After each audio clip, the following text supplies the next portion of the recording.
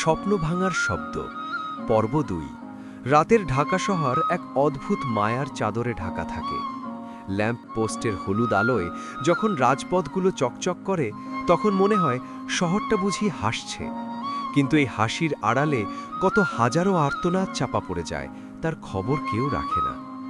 আরিয়ান তার মেসের ছোট্ট ঘরটাতে অন্ধকারের মাঝে বসে আছে। জানালার এক কোণ দিয়ে চাঁদের আলো এসে তার টেবিলের উপর রাখা নীল অপরাজিতা ফুলগুলোর ওপর পড়েছে। ফুলগুলো এখন শুকিয়ে কুঁচকে গেছে, ঠিক যেমনটা আরিয়ানের ভেতরের বিশ্বাসগুলো।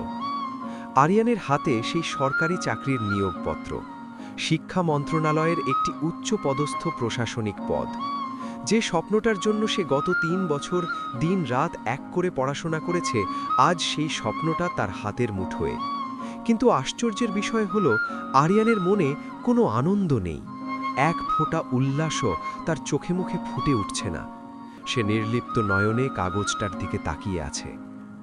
সাফল্য যখন দেরিতে আসে তখন সেটা আর উপহার থাকে না, সেটা হয়ে যায় এক তিক্ত প্রতিশোধ। আরিয়ান বিড়বিড় করে নিজেকেই নিজে বলল। হঠাৎ দরজায় কড়াঘর। আরিয়ানের রুমমেট সজল ভেতরে ঢুকল। সজল ছেলেটা সহজ সরল, কিন্তু আরিয়ানের এই পাথরের মতো শান্ত রূপ দেখে সে কিছুটা ঘাবড়ে গেল। কিরে আরিয়ান, তুই এভাবে অন্ধকারে বসে আছিস কেন? তোর চাকরিটা তো হয়ে গেছে, মিষ্টি কোথায়?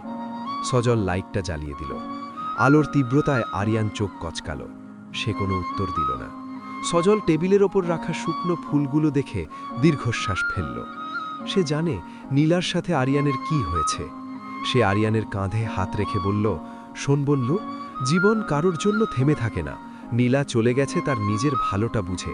তুইও এখন তোর ক্যারিয়ারে মন দে, তোর সামনে এখন উজ্জ্বল ভবিষ্যৎ। আরিয়ান ধীরে ধীরে উঠে দাঁড়াল। সজলের চোখের দিকে তাকিয়ে এক বিচিত্র হাসি হাসল সে। সেই হাসি দেখে সজলের শিরদাঁড়া দিয়ে একটা হিম শীতল স্রোত বয়ে গেল। আরিয়ান বলল, ভবিষ্যৎ? সজল, ভবিষ্যৎ তো কেবল তাদের জন্য যারা আজ বেঁচে আছে। আমি তো আজ বিকেলে কার্জন হলের সেই বটতলায় নিজেকে কবর দিয়ে এসেছি। এখন যে তোর সামনে দাঁড়িয়ে আছে সে কেবল একটা ছায়া। সজল কিছু বলতে গিয়েও থেমে গেল। সে বুঝতে পারল আরিয়ানের ভেতরের ক্ষতটা এতটাই গভীর যে কোনো সান্ত্বনাই সেখানে কাজ করবে না। অন্যদিকে ধানমন্ডির এক অভিজাত অট্টালিকায় বইছে উৎসবের আমেজ। নীলাদের বাড়িটা এখন আলোকসজ্জায় ঝলমল করছে। গেটের মুখে বিশাল করে লেখা, শুভ বিবাহ ফারহান ও নীলা। বাড়ির ভেতর আত্মীয় স্বজনের কোলাহল, গয়না আর শাড়ির খসখস শব্দে বাতাস ভারী হয়ে আছে। নীলা তার ঘরের বারান্দায় দাঁড়িয়ে আছে, পরনে দামি কাতান শাড়ি, হাতে মেহেন্দির আলপনা। কিন্তু মেহেন্দির সেই গাঢ় লাল রংটা তাকে বারবার আরিয়ানের দেওয়া অপরাজিতা ফুলের নীল রংটাকে মনে করিয়ে দিচ্ছে।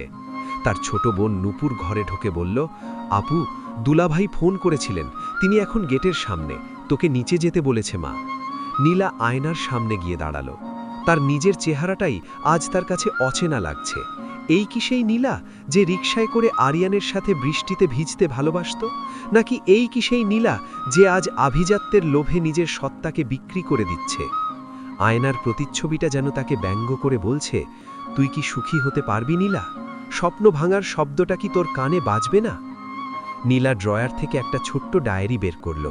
সেখানে আরিয়ানের লেখা কিছু কবিতা আর শুকনো পাপড়ি রাখা ছিল। সে এক মুহূর্তের জন্য দ্বিধাগ্রস্ত হল, তারপর হুট করেই ডায়েরিটা ডাস্টবিনে ফেলে দিল। চোখের জল মুছে সে মনে মনে নিজেকে শক্ত করল, না, আর পেছনে ফেরা যাবে না, আবেগ দিয়ে পৃথিবী চলে না। বিয়ের আসরে ফারহান চৌধুরী বসে আছে রাজকীয় ভঙ্গিতে। তার চেহারায় আভিজাত্যের চেয়ে অহংকার বেশি ফুটে উঠছে। সে জানে টাকা দিয়ে কি না কেনা যায়। নীলার মতো সুন্দরী মেয়েকে সে তার ড্রয়িং রুমের শোপিস বানাতে চায়। হঠাৎ বিয়ের আসরে এক অদ্ভুত পরিস্থিতির সৃষ্টি হলো। এক আগন্তুক গেট দিয়ে ঢুকল। পরনে সাধারণ পোশাক, কিন্তু তার হাঁটার মধ্যে এক ধরনের রাজকীয় গাম্ভীর্য। দারোয়ান তাকে বাধা দিতে চেয়েও পারল না। আগন্তুক সরাসরি ফারহানের সামনে গিয়ে দাঁড়াল। ফারহান ভ্রু কুঁচকে তাকালো। কে আপনি? আগন্তুক মুচকি হাসল। তার চোখের গভীরে এক ভয়ঙ্কর আগুন। সে ফারহানের দিকে একটি ছোট খাম বাড়িয়ে দিল। বলল, আমি আরিয়ান, নীলার ছোটবেলার এক বন্ধু বলতে পারেন। ওর বিয়েতে না এসে পারলাম না। ভিড়ের এক কোণ থেকে নীলা আরিয়ানকে দেখে পাথর হয়ে গেল। তার হাত কাঁপতে শুরু করল। সে ভাবতেই পারেনি আরিয়ান এখানে আসার সাহস করবে। আরিয়ান নীলার দিকে তাকাচ্ছে না। সে ফারহানের উদ্দেশ্যে বলল, খামটার ভেতর একটা উপহার আছে ফারহান সাহেব। আমার বিশ্বাস এই উপহারটা আপনার দাম্পত্য জীবনে অনেক কাজে দেবে। ফারহান কৌতূহলী হয়ে খামটা খুলল। ভেতরে কোনো গয়না বা টাকা নেই, বরং সেখানে ছিল একটি ছোট্ট নোট। তাতে লেখা, সব পাওয়া মানেই জয় নয়, কিছু হারানো মানেই শুরু। ফারহান হাসল। দারুণ ফিলোসফি। তবে মিস্টার আরিয়ান, এই পৃথিবীতে জয় কেবল তাদেরই হয় যাদের পকেটে জোর থাকে। আপনি বোধহয় ভুল জায়গায় চলে এসেছেন। আরিয়ান শান্ত গলায় বলল, সময় বড় অদ্ভুত জিনিস ফারহান সাহেব। আজ যে পাহাড়ের চূড়ায় বসে আপনি নিচে তাকিয়ে হাসছেন, কাল সেই পাহাড়ই ধসে পড়তে পারে। আমি আজ আসছি, নীলাকে আমার পক্ষ থেকে শুভকামনা জানাবেন। আরিয়ান চলে যাওয়ার সময় একবারের জন্য নীলার চোখের দিকে তাকালো। সেই দৃষ্টিতে অভিযোগ ছিল না, ছিল অসীম ঘৃণা আর সংকল্প। নীলা বুঝতে পারল, আরিয়ান এখানে শুধু শুভেচ্ছা জানাতে আসেনি, সে এক যুদ্ধের ঘোষণা দিয়ে গেল। রাত গভীর হল, বিয়ের আনুষ্ঠানিকতা শেষ হল। নীলা যখন ফারহানের গাড়িতে উঠল, তখন সে দেখল দূরে রাস্তার এক অন্ধকার কোণে আরিয়ান দাঁড়িয়ে আছে। তার হাতে একটি দেশলাইয়ের কাঠি। সে সেই শুকনো অপরাজিতা ফুলগুলো পুড়িয়ে দিচ্ছে। আগুনের শিখায় আরিয়ানের মুখটা অদ্ভুতভাবে উজ্জ্বল হয়ে উঠল। গাড়ি চলতে শুরু করল।